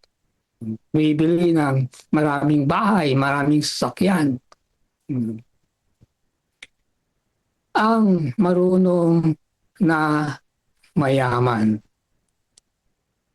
Si Abraham ay napakayaman sa mga alagang hayop, pilak at ginto.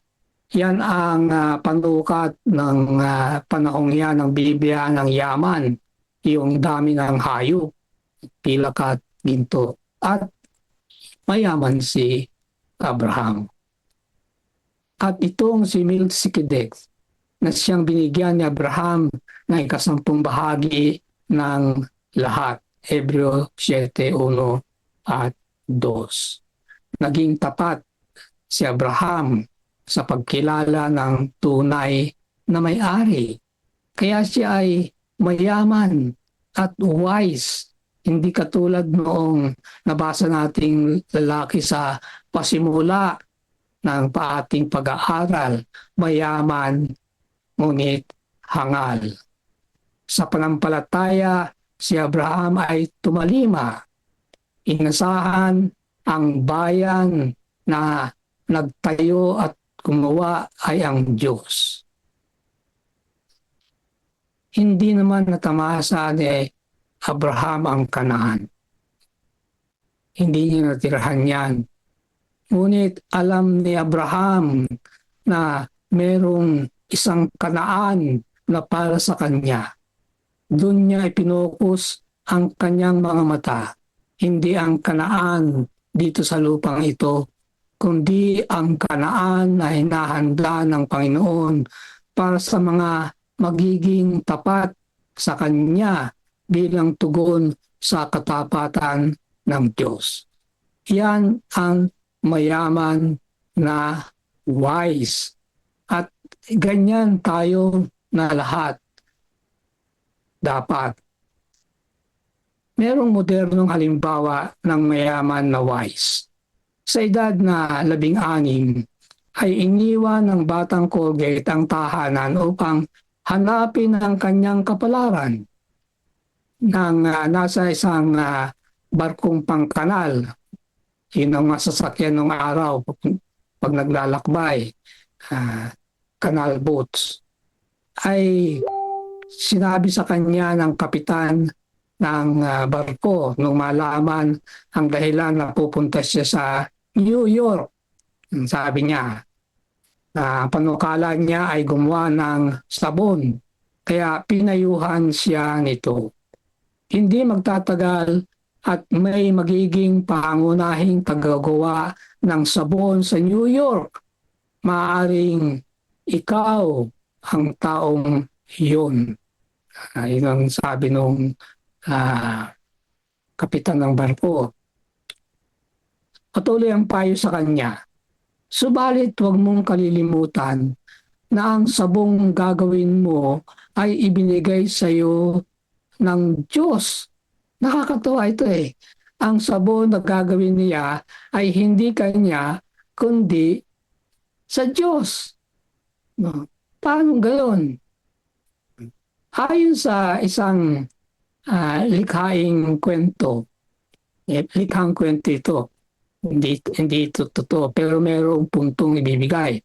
Isang ateista raw ang nagmamalaki sa Diyos na siya man ay makakalikha rin. Sige, sabi ng Diyos, lumikha ka. Kaya si ateista ay dumampot ng putik para magpasimulang lumikha. Sabi ng Diyos, teka, gumawa ka ng sarili mong putik. Siya nga naman, lilikha siya. Di, lumikha siya mula sa wala, katulad ng ginawa ng Diyos. Lilikha siya mula sa ginilikha ng Diyos. Hindi paglikha yan. Yan ang ibig sabihin nung kapitan ng barko. Ano mang sabon na gagawin niya ay sa Diyos yun, sapagkat nilikha muna ng Diyos ang mga elementong gagamitin niya sa paggawa ng sabon. Kaya, ang sabon na kanyang gagawin ay sa Diyos at dapat kilalanin niya ang Diyos na may-ari. Kaya nga, ang sabi ay ang sabong gagawin mo ay bigay sa iyo ng Diyos. Ang sabi niya, parangalan mo siya sa pamagitan ng pagbabahagi ng kinita mo. Pasimulan mo sa pamagitan ng pag-iikapo ng lahat mong tinanggap. Ito ay napakahalaga. At paano raw parangalan? Ang Diyos na may-ari, mag-ikapo. Naramdaman ni William Colgate ang udyok na mag-ikapo dahil kinikilala niya na ang Diyos ang tagabigay ng lahat ng nasa Kanya. Hindi lang ang oportunidad, hindi lang pera, ang oportunidad ng pagninegosyo, yan ay hindi rin dapat kalilimutan ng ating mga negosyanteng mga kapatid. Huwag nilang kalimutan na ang negosyo nila ay hindi kanila sa Diyos. Partnership yan. Ang Diyos ang may-ari, pinahimpulutan silang magnegosyo. Ang mga oportunidad ay binubuksan ng Diyos para sa kanila. kundi kahit pa ng elemento na ginagamit sa paggawa ng kanyang mga produkto.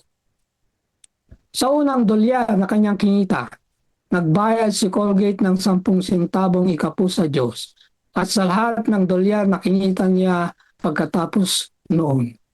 Sumunod ay nagbigay siya ng 2 ikasampu sa bawat dolyar at sa wakas 5 ikasampu ng lahat ng kanyang kinita sa gawain ng Diyos sa mundo. Nakarinig na ba kayo ng isang Adventistang negosyante na ginagawa rin ito? Yan ang ibig sabihin. Ay habang lumalaki ang negosyo, lumalaki rin ang kanyang pibibigay. Siyempre, 10% yan eh. Hindi yun ang ibig ko sabihin. Ano? Ang ibig ko sabihin ay yung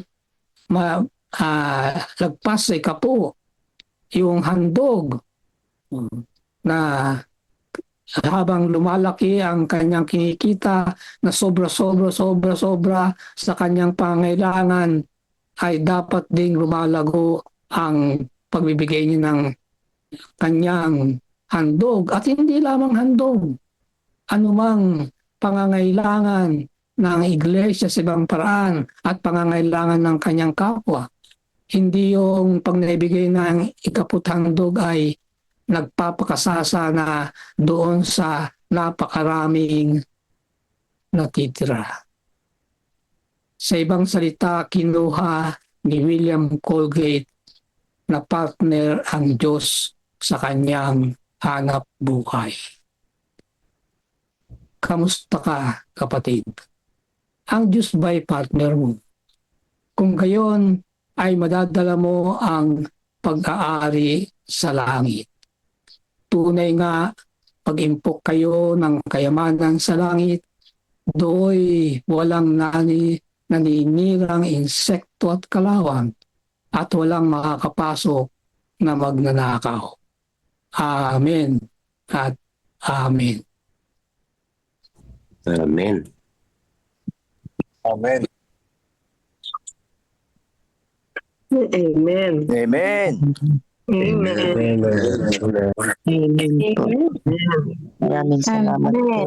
Thank you po, Pastor, sa inyo pong magandang mensahe muli ngayong umaga. Salamat po, Pastor. Pastor Vicente, salamat po.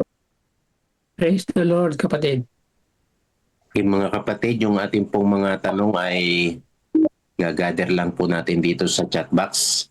At sa susunod po na Webes, ay bibigyan po natin ng mahaba-habang oras para ito po yung mabigyan ng panahon at sasagutin po ng ating minamahal na tagapagsalita, Pastor Claro, ang ating po mga katanungan.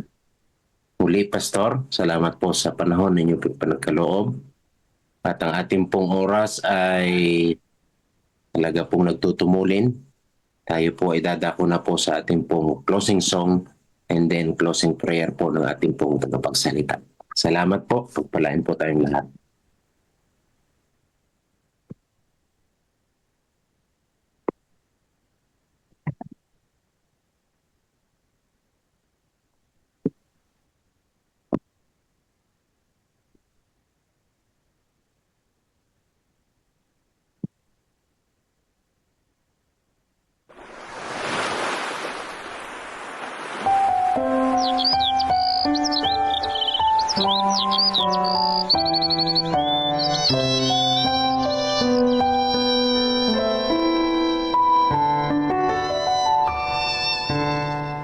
Kapag kay Kristo'y tayo'y magtatapat, sa lahat ng bagay ay magiging sapat.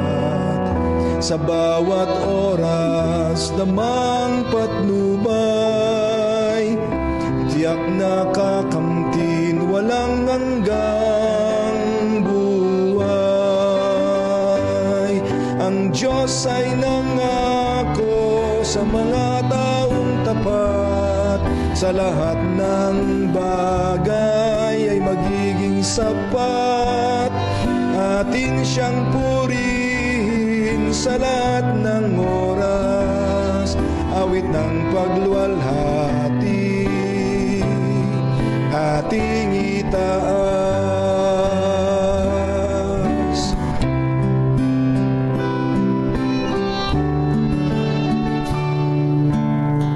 Si Kristo ang ating gawing Panginoon, puso't isip sa Kanya ituon, ikaput, handog, talento at dunong, misyon sa gawain ng ito'y sumulong.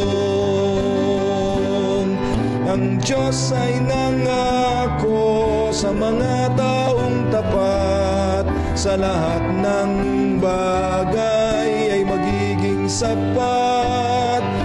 Atin siyang purihin sa lahat ng oras, awit ng pagluwalhati, ating itaas. Pagagaanin ating mga pasan, sa mga suliranin Kanyang tutulungan. Magtiwala tayo't Siya ang tawagan, tunay na ligaya ay makakamtan. Ang Diyos ay nangako sa mga taong tapat, sa lahat ng bagay ay magiging sapat. Atin siyang purihin sa lahat ng oras, awit ng pagluwalhati, ating itaas. Papuri't walhati sa Kanya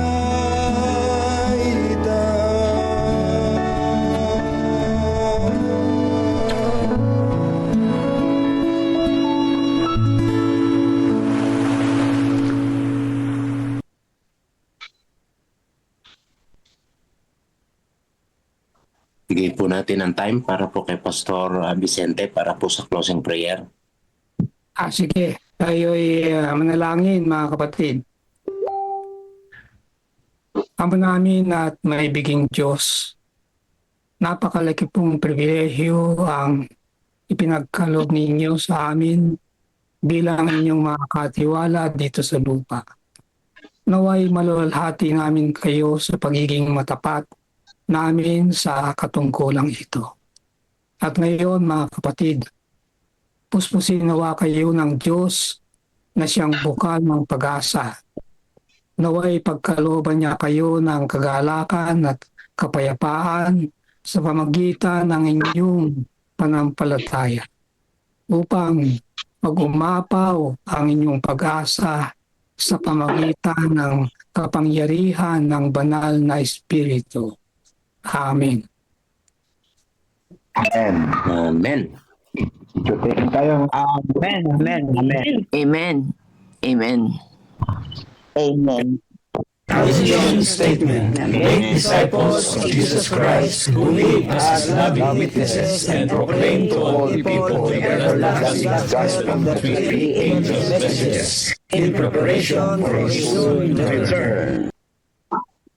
Our method, guided by the Bible and the Holy Spirit, central to God's mission, pursue His through Christ-like living, communicating, discipling, teaching, healing, and serving. I am vision. Every church, a missional church. I am missional. I think, I talk, I act, I plan, I live to move forward God's mission. CLPM, we will go. Put God first and you will never be last. Pastor Joey. Sa katapos-tapusan, mga kapatid, mga pakasakdal kayo, mga aliw kayo, mga kaysa kayo ng pag-isip, mga buhay kayo sa kapayapaan, at ang Diyos ng pag-ibig at ng kapayapaan ay isa sa inyo. Ang biyaya ng Panginoong Hesukristo at ang pag-ibig ng Diyos at ang pagkikipisan ng Espiritu Santo ay sumainyo nawang lahat sa araw na ito. Amen. Amen. Amen. Amen. Amen. Amen. Amen. Okay, salamat po mga kapatid muli sa inyo pong patuloy na pagtunghay. Tulad po ng ating sinasabi, patuloy po tayong mag-anyaya sa ating mga kapatid sa bawat leader po ng ating iglesia. Muli, salamat po Pastor Vicente. Sa susunod na Webis po ulit, kayo po ay aming aabangan. So mga kapatid, lahat po ng ating mga katanungan, pakichat nyo lamang po. Pwede nyo pong i-chat kay Sir Edmond para ito po ay mag-gather at sa next Thursday po ay sasagutin. Salamat po sa ating pong lahat ng participants. Salamat po kay Sir Miko sa kanyang pag-host. Pagpalain po tayong lahat ng ating pong buhay na Diyos. Salamat din po kay Sir Melvin and kay Sir Edmond sa backstage. God bless us po mga kapatid. Ang ating pong Pangulo, may sasabihin po. Picture taking tayo with Pastor Vicente. Sige po.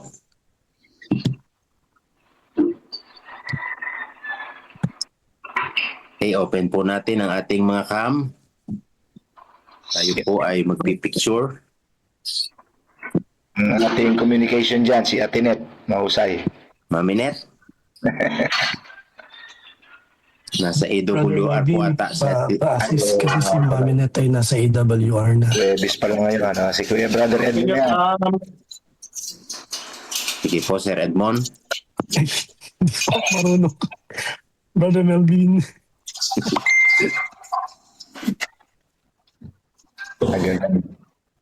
Yan, ang pupogi po. At ang gaganda. Para lang ni Pastor Vicente nagising tayo, nakikinig ha. Pakita na.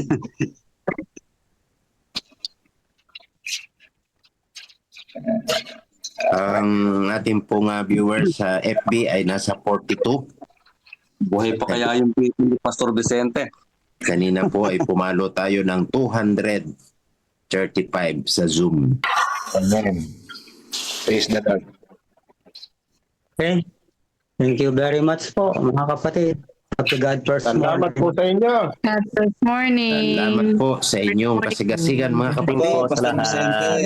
Good morning. Salamat. Good morning po. Happy God first morning din. Thank you po, Pastor Vicente. Alright. Ate Melissa, good morning. Good morning po, Ma'am Feli. Good morning. Morning. Brother Moises. Morning. Morning kayo, morning. Ingat po. God bless po. Good morning po, Pastor Vicente. Good morning, Morning, din. Sister Yerma. Good morning. Kuya Monche. Morning, Kuya Johnny. Morning, Ate Melissa.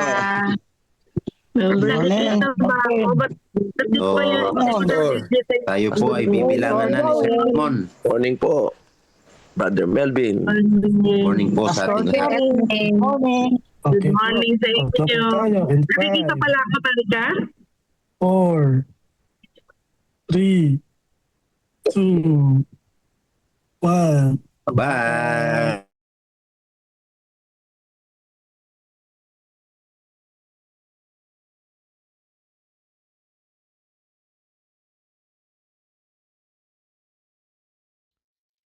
Hello. Ayan, yan po ang ating God First Morning Devotional mga kapatid at purihin ang Panginoon sa umaga na ito.